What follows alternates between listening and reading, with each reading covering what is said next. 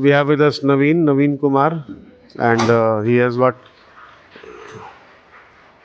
selected in the Haryana judiciary with the 26th rank, no? With the 26th rank. और साथ में इनकी दादी जी हैं, मम्मी हैं, पापा हैं, उनके दोस्त हैं बहुत अच्छे भाई जैसे, और वो उनकी भांजी है छोटी सी, उसको तो इधर बुलाएंगे। बैठने दो अभी। नवीन बैठो। Thank you sir. Naveen is from Sirsa, Haryana, and he did his classes here in 18-19, in fact 18-20. Yes sir. And he completed his LLB in 2021. Yes, 2020 sir, December 2020. From LC2 Delhi, Law Campus Delhi, LC2. इतना तो मुझे अभी इसने बताया, मैं बता रहा हूँ। अब नवीन आप बताइए अपने बारे में, अपने सक्सेस के बारे में, अपना स्ट्रगल जो भी है। सबसे पहले तो ये बताओ कि रिज़ल्ट आया तो तुमने खुद देखा कि किसी ने फ़ोन किया, कैसे पता चला और रिएक्शन क्या था? नहीं सर, मैंने खुद ही देखा था। एक्चुअल क्या सर, मैं अभी भी यहाँ फैकल्टी की जो लाइब्रेरी है उसमें बैठता हूँ। अच्छा, अभी भी दिल्ली में ही रह रहे हो? हाँ सर, दिल्ली में ही रह रहा था। बीच में कोरोना काल में जो है मैं घर चला गया था। उसके जब पिछला हरियाणा नहीं हुआ था तो उसके बाद फिर मैंने दोबारा डिसाइड किया कि मैं वापस दिल्ली ही आता हूँ। फिर यहाँ जो है हमारी दिल्ली यूनिवर्सिटी इतनी अच्छी है सर, पुराने छात्रों को भी अकोमोडेट कर लेती है कैसे न कैसे करके। तो उसी प्रोसेस में मैं भाई बंधु का जुगाड़ करके तो उसी में फैकल्टी में था। तो वहाँ से जब मैं घर की ओर जा रहा था आर के पुरम में पहुँच गया था ऑलमोस्ट, क्योंकि मेरे दादी के जो है कपड़े देने थे मुझे बहन को, वो यहाँ NSP में जॉब करती हैं। तो मैं पहुँचा और मैंने देखा कि एक व्हाट्सएप पे मैसेज आया और ऊपर HJSJ भी लिखा हुआ है। तो मैंने खोला, वो डाउनलोड ही नहीं हो रहा था उस दिन सर। फिर मैंने देखा उसमें जो सिलेक्टेड थे उसमें मैं नीचे में जा रहा था, तो वहाँ मेरा नाम नहीं दिख रहा था। फिर मेरे को अनसेलेक्टेड में भी नहीं दिखा, तब मैं ऊपर गया तो फिर मैंने देखा कि पहले ही पेज में आया हुआ है 26 रैंक के साथ। तो फिर मेरा एक दोस्त भी जस्ट आ रहा था तो मैंने उसको जल्दी फ़ोन किया, मैं कहा आ भाई। तो मेरे हैंड्स जो है शिवरिंग कर रहे थे। फिर मैंने अपने दोस्तों को फिर इनको बताया, फिर भाई को मेरे मामा जी के लड़के को बताया, फिर जो है आगे बात चली सर। चलो, तो कैसा लग रहा है जज बन के? अच्छा लग रहा है सर। ऐसा यही गोल था, ये है कि एटलीस्ट एक पायदान हम चढ़ गए सर। और जो हम मेहनत कर रहे थे वो आप सब लोगों के आशीर्वाद से, परमात्मा के आशीर्वाद से और मेरे माता पिता और सब के आशीर्वाद से, मेरे बड़े भाई जो हैं, मेरे जो बेसिकली मेरी एजुकेशन की गाइडेंस जो है सर मेरे मामा जी के तरफ से हुई हैं। पापा ने संसाधनों का पूरा सपोर्ट किया है, उन्होंने कभी भी ऐसा नहीं किया। क्योंकि मेरी BSc के पहले मेरा सर BSc फिज़िक्स ऑनर्स था। अच्छा। फिर उसके बाद LLB का शिफ्ट था, तो भैया ने ऐसे गाइड किया कि हम लोग की तरफ जाते हैं। तो मैंने कम्युनिकेट किया पापा को कि ठीक है, जो जैसे तुम्हें लग रहा है वैसे करो। फिर वो एक बड़ा शिफ्ट था।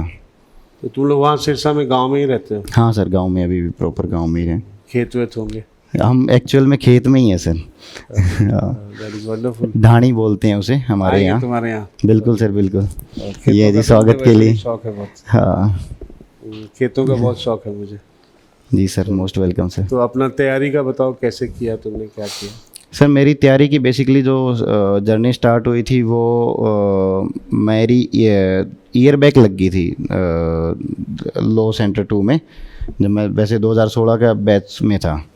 तो उस दौरान मेरे को जो मैं क्लासेस, क्योंकि हमारे थोड़ा सा फैकल्टी चेंज हो रही थी, तो मैं जो है लाइब्रेरी ज़्यादा बैठ रहा था। तो मैंने, और उससे पिछले टाइम में जो मैंने बहुत सारों के एडमिट कार्ड वगैरह मैनेज किए थे, तो आई वाज कॉन्फिडेंट कि अटेंडेंस का तो लोचा आएगा ही नहीं।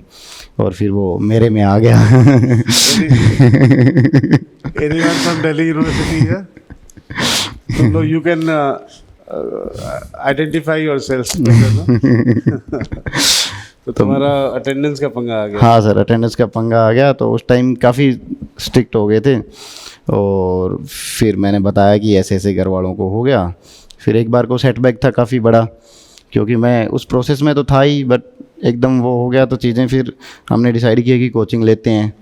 फिर जो मेरे सीनियर थे, उन्होंने, प्रशांत भैया थे एक, उन्होंने गाइड किया कि भी अगर जुडिशरी कोचिंग लेनी है तो एक ही जगह है। फिर सर उसी टाइम से फिर जुड़ाव हो गया। मेरी पहली शायद टोट की क्लास थी जहाँ तक याद है मुझे, और उसके बाद सर आपकी क्लासेस चली और फिर चलते चले गए सर। ठीक है, तुमने मेंस की तैयारी कैसे की है बताओ।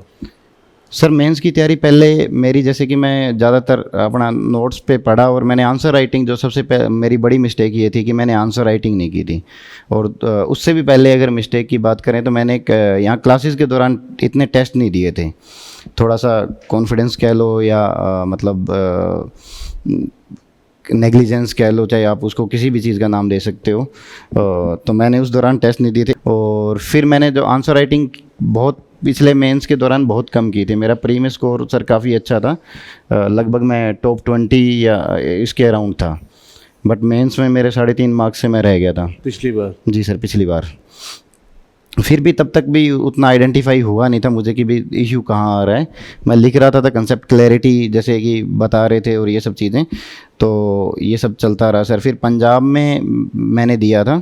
फिर पंजाब में सर एक्चुअल क्या था कि मेरी लैंग्वेज काफ़ी टाइम बैक से थी, तो मेरे को लैंग्वेज का डर ज़्यादा सा आ गया और मैं लैंग्वेज ही प्रिपेयर करता रहा। और वो जो हरियाणा में मेरे लॉज जितने ठीक थे वो उससे पीछे चले गए। तो लैंग्वेज मतलब पंजाबी लैंग्वेज? जी सर, पंजाबी लैंग्वेज। वैसे तो मैंने की हुई थी बट ये कि काफ़ी टाइम पहले की हुई थी। हिंदी के तो फिर भी हम रेगुलरली टच में रहते हैं। वैसे मेरा बागड़ी बैकग्राउंड है तो ये है कि थोड़े से हम पंजाबी एकोमोडेट करते हैं, बाकी ज़्यादा बोलते नहीं हैं। तो उस वजह से मैंने उस पर ज़्यादा फोकस किया और मैं थोड़ा सा कॉन्फिडेंस लूज़ कर गया था लास्ट के टाइम में। तो तुम्हारा लास्ट टाइम हरियाणा में नहीं हुआ और पंजाब में नहीं हुआ सर।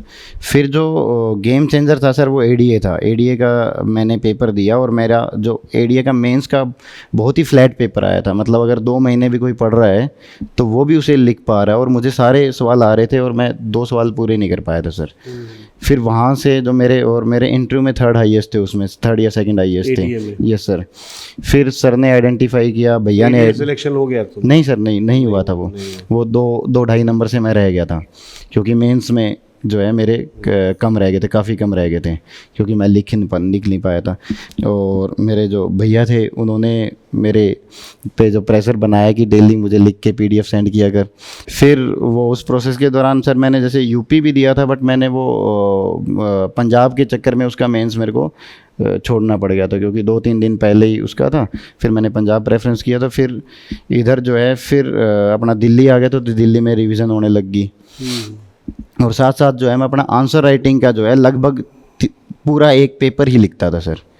3 आवर्स जो है डेली के मैंने रूटीन बना लिया था कि 3 आवर्स लिखने हैं चाहे कैसे ही करें।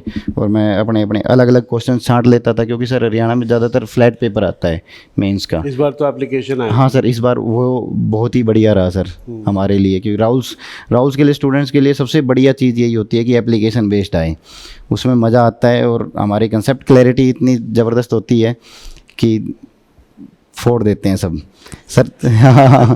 सर यही तो हरियाणा एडीए का सर जो प्री का पेपर था ना वो अब तक का बेस्ट लेवल का था। और सर मुझे सारे कह रहे थे टाइम की कमी है और मुझे तो मज़ा आ गया। मैं क्या पेपर तो वो तो ऐसा हो तो उसको करके मैं शायद उसमें भी प्री में तो शायद टॉप 15 या 20s में ही होऊंगा, इतना आइडेंटिफाई नहीं किया मैंने। तो ये सर अब की बार सबसे बड़ी चीज़ यही रही कि सर एक तो मैंने स्पीड मेंटेन कर ली थी और दूसरा ये था कि कंसेप्ट पे चीज़ें आ गई क्योंकि नोट्स तो सर रेगुलरली चल ही रहे थे। वो तो जैसे रूटीन बना देते हैं कि हाँ भाई 5 दिन ये पढ़ना है, 3 दिन ये पढ़ना है। और फिर अपने शॉर्ट नोट्स हो गए, लेटेस्ट अपने केस लॉज उसमें इन्वॉल्व कर लिए। मैंने सर जो किया था कि भी एक जो क्वेश्चन है उसके पास मेरा एक लैंडमार्क हो, एक लेटेस्ट केस हो। पिछले में मेरे ये भी कमी रही कि मेरे को केस के फैक्ट पता है, कंसेप्ट पता है, सब चीज़ें पता है पर केस का नाम नहीं पता। तो अगले को तो नहीं पता ना भाई मेरे को केस का नाम पता है या कि मैंने पढ़ा है, तो वो मैं उसको ट्रांसलेट नहीं कर पा रहा था सर। तो वही फिर मैंने जो है इसमें मैंने ये चीज़ ध्यान रखी कि एक मैं केस लॉ पुराना डालूँ, एक मैं लेटेस्ट डालूँ और जो मेरी लेंथ बढ़े। तो सर ये कि यहाँ प्रैक्टिस करते रहे उसका नतीजा ये हुआ सर। पिछली बार मैंने 32 सीट भरी थी और अब की बार मैं सिविल लॉ 1 और 2 में 52 के 52 भर के आया हूँ सर। इतना लिख के आए तुम? Yes sir. लंबे आंसर्स लिखे तुम? Yes sir. क्रिमिनल लॉ में मैंने जो है 48 पेजेस भरे थे सर। लो ही सेवियर था, बाकी सर इंग्लिश तो मेरी पेजेस भरने का मतलब है सब्सटेंस भरा था, ये नहीं लिख के आ गया। हाँ नहीं सर, कंसेप्ट तो जैसे कि पिछली बार कंसेप्ट के बेसिस पे ही गए थे तो कंसेप्ट क्लियर थे। और जितनी बार नोट्स रिवाइज करो वो कंसेप्ट ऑटोमेटिकली, क्योंकि बेयर एक्ट के साथ हमें यहाँ आदत लगी जाती है, और फैकल्टी वाले बच्चों को पहले से ही थोड़ी थोड़ी बेयर एक्ट पढ़ने का जो है आदत होती है। ऐसा है कि हम अननोन नहीं होते, और बाकी जो है कोई जो असली जो चीज़ होती है वो यहाँ आके लग जाती है। यहाँ की सर एक दिक्कत भी लगी मुझे सर, हम जो है शॉर्टकट भूल गए सर यहाँ आने के बाद। जैसे कोई चीज़ है जो जैसे जुवेनाइल जस्टिस एक्ट है, तो आप जैसे मेरे दोस्त मैंने देखा बहुत सारे क्या करते हैं, सीधे प्री के लिए क्या पढ़ते हैं, 2-5 पढ़ ली, 2-6 पढ़ ली, फिर उधर सेक्शन 70 पढ़ ली कि हो गया। मेरा ये है कि भाई आपके आने के बाद ही सर, पहले तो मैं भी उसी शॉर्टकट वाले मेथड में ही था। फिर ये कि जब तक मैं उसका पीछे का बैकग्राउंड नहीं जानूंगा, उसकी डेफिनेशन सेक्शन में नहीं जाऊंगा, उसकी फ़िलोसफी में नहीं जाऊंगा, उसको बेरेक्ट को एक बार थोरोली नहीं पढ़ूंगा, मुझे लगता ही नहीं था कि मैंने कुछ पढ़ा है। अच्छी बात है। That is your plus point no. जी सर। आगे भी काम आएगा ना, असल में जज बनने Yes, के sir. बाद भी अगर इतना डिटेल पढ़ोगे तभी तो काम यस आएगा। सर। शॉर्टकट पढ़ के मान लो जज बन भी गए, यस सर। शॉर्टकट पढ़ के सिलेक्टेड पढ़ के जज बन भी गए, जब जज के चेयर पे बैठोगे तो क्या करोगे फिर? Yes sir. Obviously you have to have the detailed thing no, yes sir. So that you can use it. Yes. ठीक है, तो तुमने मेंस के लिए सोर्स क्या था तुम्हारा, मटेरियल Mains- का सोर्स क्या था तुम्हारा? मेंस के लिए सर सोर्स मेनली तो अपने नोट्स थे सर। नोट्स के मैंने जैसे कि शॉर्ट नोट्स भी बना लिए थे, पर सर मेरे मतलब शॉर्ट नोट्स भी रिडंडेंट हो गए थे, क्योंकि नोट्स मैंने इतनी बार गो थ्रू कर लिए थे कि मुझे पता था कि मेरे को मेरी 3 कॉपी जो है मुझे बहुत ज़्यादा समय नहीं लगता। मैं सुबह सुबह अगर पेपर से सुबह सुबह भी मैं गो थ्रू कर जाता था सर उसको। पिछले में मैंने शॉर्ट नोट्स बनाए थे, शॉर्ट नोट्स मैंने अभी भी बनाए थे सर, और उसमें मैंने केसेस भी डाले थे। मैंने नोट्स को इंटैक्ट ही रखा, मैंने नोट्स के साथ छिड़खानी नहीं करी सर, मैंने वही रखा। फिर उसके बाद जो है मैं सर लेटेस्ट केस लॉज के लिए जो हरियाणा के लिए या पंजाब के लिए स्पेशली, जैसे चंडीगढ़ जुडिशियल एकेडमी को मैं फॉलो कर लेता सर। बाकी अपने जो कंसेप्चुअल के लिए ये चीज़ें आई जाती थी, जैसे यहाँ अपना मटेरियल आता है लगभग हम मैनुअली डाल देते हैं, और जब मेंस पेपर आ रहा हो केस बुकलेट देते हैं ना, एनुअल केस बुकलेट देते हैं उसकी बात। हाँ, और जब मेंस टेस्ट पेपर मेंस का जब पेपर आ रहे हो तो सर हमें मंथली भी सप्लाई कर देते हैं, तो फिर वहाँ से वो कंपाइलेशन हो जाता था। तो केसेस के लिए तुमने मेनली वो पढ़ा, और यस सर। एकेडमी के केस यस लॉ सर। वगैरह follow। बाकी लाइव लो तो सर डेली मतलब दिन में थोड़ा देखते ही रहते थे कि भाई ये तो न्यूज़ की तरह हो गया कि हाँ भाई ये सुबह शाम देख लेना है। जी सर। ठीक है, और हिंदी इंग्लिश कैसे किया तुमने? सर हिंदी इंग्लिश थोड़ा सा सर मेरा वीक ही रहा था। इंग्लिश तो सर जैसे कि एसेज मेरे ठीक थे, अच्छे थे, ऐसे में मुझे समस्या नहीं। ग्रामर में मैं तो सर लास्ट में थोड़ा कॉन्फिडेंस लूज़ कर गया था, तो वो जैसे पिछली बार मेरे सेंटेंस करेक्शन में अच्छे मार्क्स थे, बाकी बार सेंटेंस करेक्शन में मेरे साथ खेल हो गया, तो वो चीज़ थी सर। खेल हो गया। वो थोड़ा कॉन्फिडेंस लूज़ कर गया किताब था। नहीं पढ़ी इसके लिए? नहीं सर, कोई ऐसी नहीं पढ़ी थी। लास्ट के 3 दिन मैंने सर इंग्लिश ही पढ़ी है, और मेरे से इंग्लिश में 97 ही है सर, सिर्फ आउट ऑफ 200। इंग्लिश में कम है तुम्हारा? जी सर, काफ़ी कम है। ऑन एन एवरेज जो बच्चे सिलेक्टेड हैं उनके 115 हैं। तो रैंक और अच्छा होता। जी सर। बट सर मुझे खुशी है कि मैंने लॉ में इतना अच्छा कर दिया, हाँ तो ठीक है। और इंटरव्यू में क्या हुआ तुम्हारा वो बताओ। सर इंटरव्यू में बेसिकली मेरे से सर शुरुआत में इंट्रोडक्शन पूछा। वहाँ उन्होंने जैसे कि काफ़ी जैसे अपना यहाँ बैठे हैं और जैसे वहाँ का गेट है, इस प्रकार का ऑडिटोरियम था, तो वहाँ जैसे वो बुला रहे थे तो सामने बैठे थे अनिल क्षेत्रपाल सर थे, और बाकी इधर एक जज और थे, और एक इधर मंजरी गोल मैम थी, और 2 जजेस और बैठे थे। तो सबसे पहले उन्होंने मेरे को बैठने के लिए बोला कि अपनी सीट लीजिए। फिर उन्होंने पूछा आर यू कंफर्टेबल, मैं कहा यस सर। फिर उन्होंने इंट्रोडक्शन के लिए बोला, तो मैंने इंट्रोडक्शन बताया भी मेरे ऐसे LLB की और ये सब। फिर जो है इधर एक ऑनेबल जजेस बैठे थे, वो थोड़े लाइवली मूड में थे सर, तो पूछने लग गया कि भाई ग्रेजुएशन जब तेरी लॉ में 2020 से होगी तो 4 साल क्या कर रहा था। मैं सर इसी तैयारी में, मैंने फिर बताया ये पेपर किए थे मैंने, और मैं हुआ नहीं। तो कह रहे से oh this is lucky time for you. मैं सर आई होप सो हो जाए तब तो। फिर उन्होंने पूछा कि भाई आपका क्या प्रैक्टिकल एक्सपोजर है, कोर्ट का एक्सपोजर है। मैंने कहा सर नो मेरा नहीं है। तो प्रैक्टिकल पे उन्होंने सवाल पूछे कि भाई क्या प्रैक्टिस ज़रूरी नहीं है। मैं कहा सर प्रैक्टिकल एक्सपीरियंस ज़रूरी है, but I will do my best कि मैं जुडिशियल एकेडमी में जाके जो है बाकी जो अगर कोई प्रैक्टिस करके आ रहा है उसके बराबर चीज़ जो है मैं कर पाऊँ, तो उस प्रकार की जो है मैं मेहनत करूँगा अपनी। तो मैंने इसका जवाब दिया। फिर उन्होंने पूछा कि भाई लॉ में कैसे शिफ्ट हुए, तो वही सर जैसे सीनियर्स की गाइडेंस के थ्रू मैं शिफ्ट हुआ, तो मैंने वो बोल दिया कि भाई ऐसा कोई स्पेशली नहीं था, बट सीनियर्स ने गाइडेंस की और एक होलिस्टिक पर्सनैलिटी हो जाती है लॉ वालों की, तो इस वजह से मैं थोड़ा सा इम्प्रेस हुआ उनसे और मैंने जो है इस फील्ड में अपना, क्योंकि सर मैं उस टाइम बीएससी की बैक्स दे रहा था, तो मैं बीएससी में तो ऑलरेडी फेल हो चुका था, 4th ईयर में था मैं उस टाइम 3 ईयर की ग्रेजुएशन होती है। तो वो था सर, मैंने उन्हें बताया। फिर उन्होंने मुझसे जो है सर ने पूछा नेसेसरी पार्टी और प्रॉपर पार्टी का, कि आप इनको आइडेंटिफाई कैसे करोगे।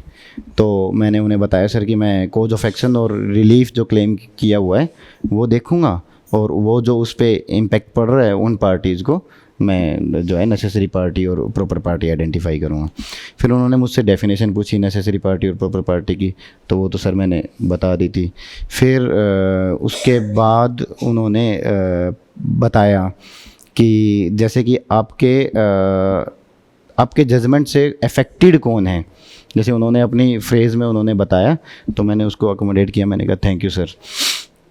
फिर उसके बाद जो है मंजरी कौल मैम ने पूछा था मुझसे कि भाई आपके जो है एक सिचुएशन दी थी उन्होंने कि 323/24 का जो है चार्ज बना हुआ है और उसका जो है प्रोसीजर चल रहा है, और आपके पास एविडेंसेस जो हैं 307 तक क्या है, और आपने 307 में कन्विक्शन कर दिया, 307 में आपने कन्विक्ट कर दिया। 307 में उन्होंने भी आपने 307 में आपने कन्विक्शन दे दी, तो कि आपकी जजमेंट लीगल है या इलीगल है।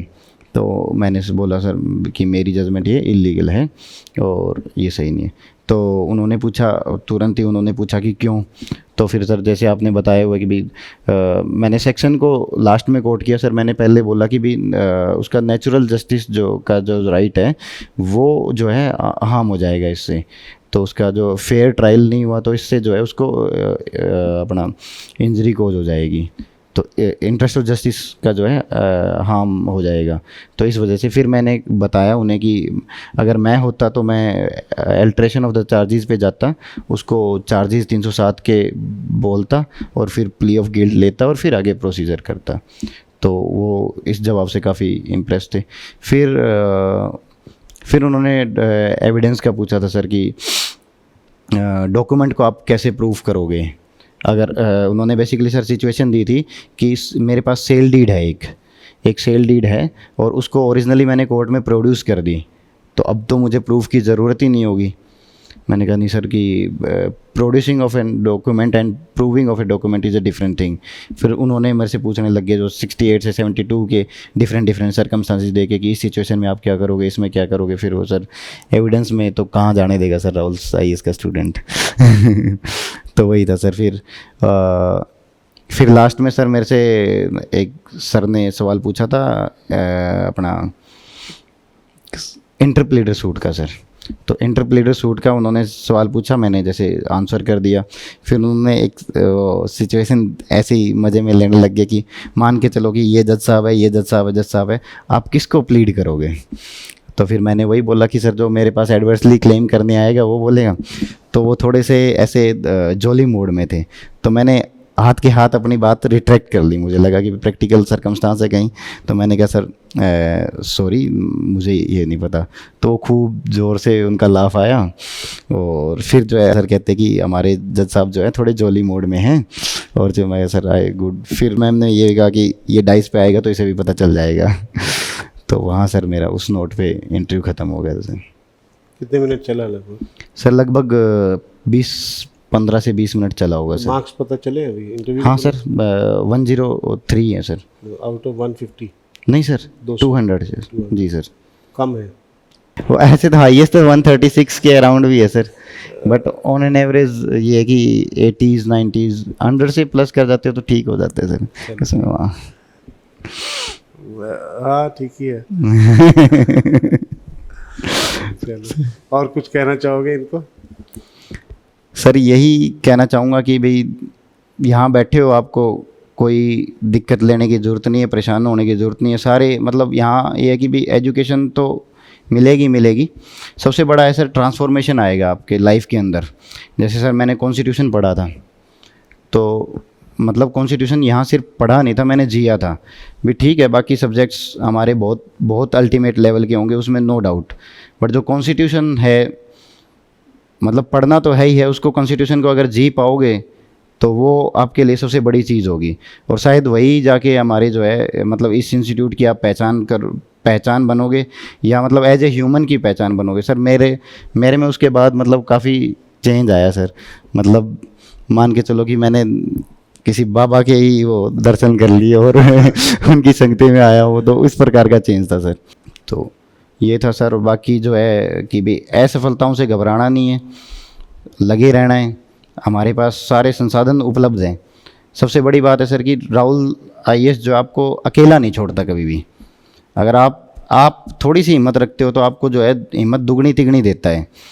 जैसे कि मैं एकदम कोचिंग ख़त्म होने के बाद सर से मिला, उन्होंने टेस्ट में मेरे मार्क्स वगैरह पूछे थे। सर मैंने एक ही टेस्ट दिया हुआ था, जो एविडेंस में जो आपने लंच का जो कहते थे ना सर वो वाला दिया था। स्पेशल टेस्ट जिसमें मैं लंच के लिए ले जाऊँ। हाँ, और सर वो टेस्ट देख के हवाई उड़ गई थी कि क्या है भाई ये वो उसमें लंच का मैं ऑफर करता हूँ, लंच या डिनर का, कि जो भी फर्स्ट करेगा उसको मैं अपने साथ लंच या डिनर पे ले जाऊँगा सर। किसी अच्छी जगह पे। और पेपर इतना टफ बनवाता हूँ ना कि कोई कर ही नहीं पाता। मैं सर 5 या 6 स्टेटमेंट ऐसे मैं कहा ऐसे तो नहीं होते भाई ये तो चीटिंग है तो सर उसमें क्या था कि आपके मतलब ऑब्जेक्टिव भी था और सब्जेक्टिव भी था। तो उसमें ऑब्जेक्टिव प्लस सब्जेक्टिव जो देने वाले बच्चे थे उनमें सबसे आखिर में मैं और मेरा दोस्त ही थे एक और तो वहाँ से जो है जर्नी शुरू हुई कह लो। तो वो चीज़ थी सर। अभी भी शायद पड़ा होगा आपके पास तो रिजल्ट सर। तो वही है कि आपको जो कोचिंग के बाद जो फैसिलिटी मिल रही है ना यहाँ, वो सर आपकी गेम चेंजिंग है। क्योंकि उसके बाद यहाँ बैठे होते हैं तो सर आपकी आंखों में दिख जाता है कि हाँ भाई हमसे ही बात कर रहे हैं सर। दूसरे जो है नदारद हो जाते हैं वहाँ। चाहे मैं तो सर लास्ट में ही बैठता था। एक बार आए थे सर आप घूमते घूमते, मेरी कॉपी में से देखा भी था आपने क्या लिख रहा है? हाँ, जब आप डिक्टेट कर रहे थे तब उस टाइम थोड़ा आप वॉक करके पढ़ा रहे थे तब। तो ये कि कोचिंग के दौरान तो हमें मोटिवेशन का कांस्टेंट सोर्स मिलता ही मिलता है कि हमारे जैसे भाई बंधु आ गए और जो राहुल सर है ही हैं, और भी चीज़ें हैं। पर उसके बाद होता है सर ज़्यादातर जो मतलब जिनका व्यापार होता है वो छोड़ देते हैं, पर जो इंस्टीट्यूट होता है वो पकड़े रहता है। और सबसे अलग चीज़ जो है, सबसे गेम चेंजिंग चीज़ है वो यही है। 2020 में मेरा मिड में ख़त्म हो गया था और आज 2024 का एंड है। तो ये सर जो है सबसे बड़ी चीज़ है कि आपको कंसेप्ट क्लैरिटी तो मिलेगी यहाँ, वो तो नो डाउट। वो तो आप ये कि बिलीफ आप 100 जगह से पता भी करके आए हो उसमें। पर मैं जो बता रहा हूँ, मेरा जो जर्नी शुरू हुई थी वो कि भाई यहाँ से वो चीज़ तो मैंने बनाई थी, जो सर ने बोला वो लिख लिया। जो बीच में सर आप स्टोरीज़ वगैरह सुनाते रहते थे, जैसे कि सर अपने गांव की आपने बताया था कि आप होली मिलन वगैरह पे जाते थे, वहाँ पे जो आपने चीज़ चेंज की वो मैंने भी सर अपनी लाइफ में जो चीज़ें वहीं से, जो मैं कह रहा हूँ कि कॉन्स्टिट्यूशन मैंने जिया तो आपके एग्जाम्पल के थ्रू ही जिया। तो ये है कि जो बाद की जो जर्नी में जो सहयोग रहा है ना सर, वो अलग ही रहा है सर। बाकी तो यहाँ से सर नोट्स में मैंने कोई कोताही नहीं की थी। नोट्स में तो बीच में अगर कोई बहुत बड़ी इमरजेंसी होगी तभी छुट्टी लगी है, क्योंकि साथ साथ सर मैं यहाँ लॉ कर रहा था तो उसके दौरान पेपर वगैरह के दौरान भी था। पर अगर मेरा राहुल सर की क्लास तो अगर मैं मतलब पेपर के जस्ट बाद आया हूँ तो मैं प्रेजेंट हुआ हूँ, क्योंकि सर उस टाइम ये फैसिलिटी उपलब्ध नहीं थी कि हम 2 दिन बाद देख सकते हैं, 3 दिन बाद देख सकते हैं। में ऑनलाइन नहीं था ना, बाद में 2020 के बाद हुआ। हाँ, वो सर मुझे CRPC में उपलब्ध हुई थी और वो फिर उसका भी मैंने लुत्फ उठाया। शुरू में ऑफलाइन था ना, 2018 से 19 ऑफलाइन, CRPC चल रहा था, उसी बीच में कोविड आ गया। Yours was the evening batch. Yes sir यही बैच था। CRPC चल रहा था तो कोविड आ गया, तो CRPC का लास्ट वाला पोर्शन तुमने उसमें किया, आधा पोर्शन उसमें किया होगा online? हाँ, मेरा सेक्शन 160 तक हो गया था, फिर आपने 2-3 सेक्शन फिर दोबारा रिवाइज करवाई थी और वहाँ से स्टार्ट कर दिया था। तो that was when we started online. तो तुम्हारे टाइम में पहले तो ऑनलाइन था ही नहीं ना? नहीं सर, पहले ऑनलाइन था नहीं, तभी तो मैं कह रहा हूँ कि वो ये थी कि भाई आप अगर, क्योंकि सर एक जो मेमोरी रहती है ना, भी देख के जैसे कि भी मैंने देखा है और मैंने वो चीज़ याद रहती है, नोट्स में खुद लिखा हो तो कहीं कोमा भी बनाया है तो हमें याद रहता है कि क्या कितना पोज था, क्या चीज़ है, किस बात पे स्ट्रेस करना है, किस बात पे नहीं। अगर दूसरे के हम लेते हैं नोट्स तो हमें ये नहीं पता कि भाई कहाँ किस बात पे सर ने जो है एम्फेसिस डाला था, कहाँ 20 मिनट रुक के सर ने पढ़ाया था, वो चीज़ें हम नहीं कर पाते। तो ये था कि भाई क्लास में जितना आप रेगुलरली रहोगे वो सबसे बेहतरीन चीज़ रहेगी। दूसरे के नोट्स लेके आप कर लोगे, बट जितनी मैंने दूसरे के नोट्स लेके चीज़ें करी है वो सारी वीक ही रही हैं। उसमें यह है कि काम चलाऊ हुई है, वो मज़ा नहीं आया। जो कंसेप्ट क्लैरिटी वाला जो आप दूसरे को सीना ठोक के कहते हो ना कि हाँ भाई इसमें पूछ ले जाए, तो वो सर इंटरव्यू में बहुत काम आता है सर। खुद से करने की बात अलग है। जी सर। चलो ठीक है, बहुत अच्छा रहा। Thank you sir. तो आपके पापा मम्मी कितने प्राउड फील कर रहे होंगे। बिल्कुल सर। दादी क्या कह रही हैं? कुछ नहीं कर रही कह रही के कह रही है पोता, नहीं कुछ नहीं कर रहे हैं, पोता पोतियान देख रहे हैं भाई क्या करेगा आगे, आगे चलेगा वो देख रहे हैं, और बेटे को देख रहे हैं। हाँ? बेटा अच्छी नौकरी कर रहे हैं, बेटे ने पढ़ा रहे हैं, बेटा लाग गया मौज हो गई।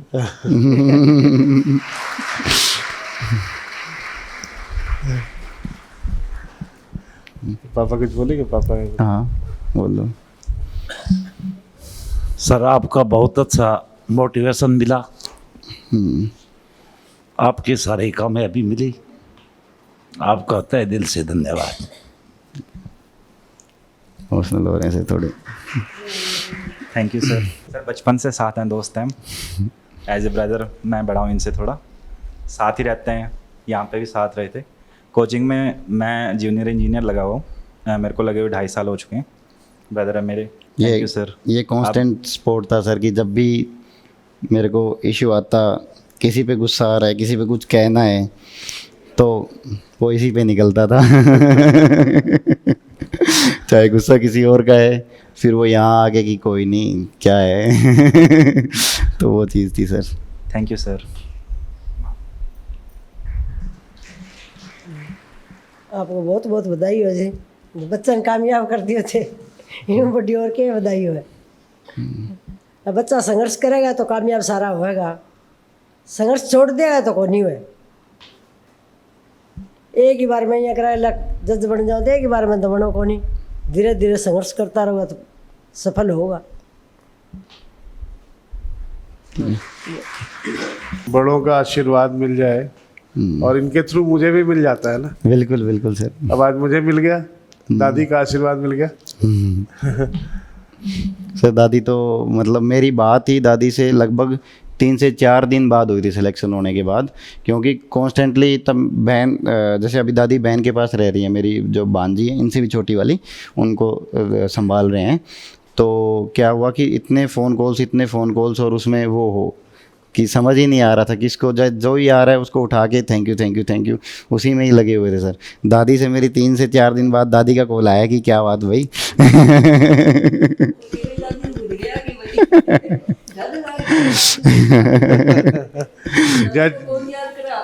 जज लाग गया तो दादी ने भूल गया।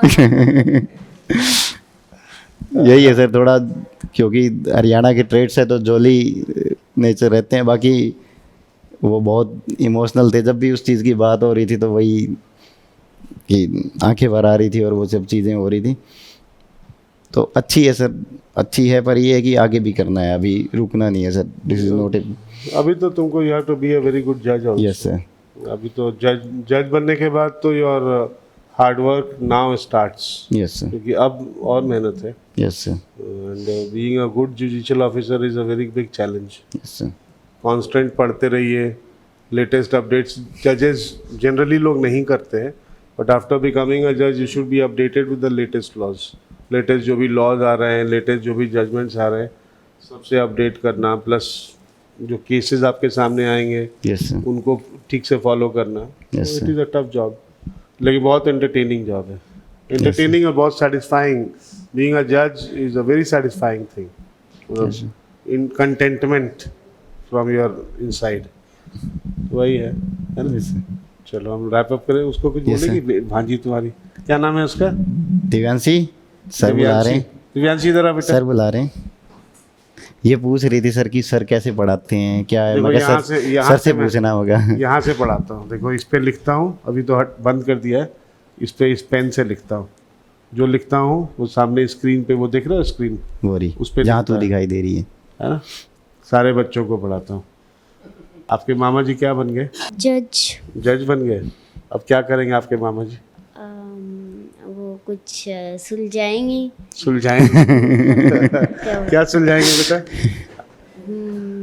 कुछ झगड़ा झगड़ा हो जाए वैसे। हाँ, जिनका झगड़ा होगा ना उसको यही सुलझाएंगे, है ना, यही फैसला देंगे। आप किस क्लास में पढ़ते हो? फोर्थ में। कहाँ पढ़ती है? कहाँ पढ़ती ये है अभी बेटा? खाइशिरगुट। अच्छा, वहीं पे हाँ सिरसा में। हाँ, मेरे पैतृक गांव में पढ़ा। अच्छा अच्छा अच्छा, very good very good, very smart child, God bless you, ऐसे वाले बेटा। God bless. अच्छा अच्छा,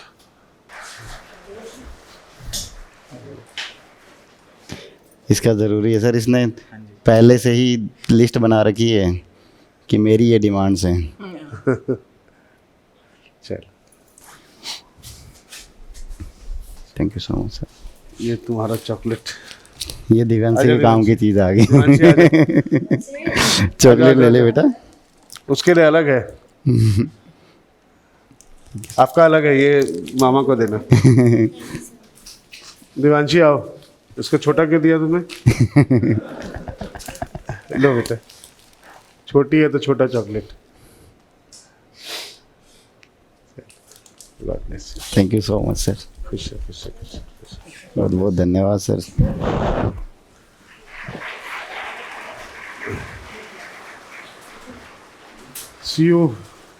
See you tomorrow.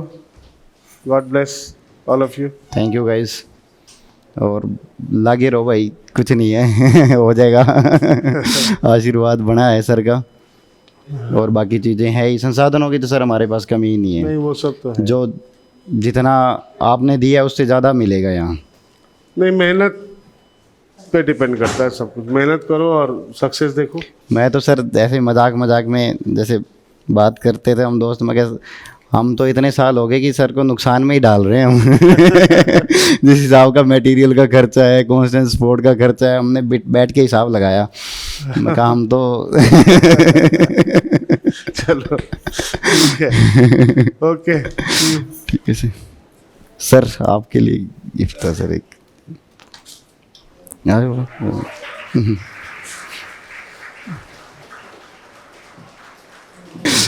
टाई है। आपको यही सर कुछ हो सकता था। अच्छा कलर है। Thank you sir. चलो अंदर ही अंदर को आ जाओ।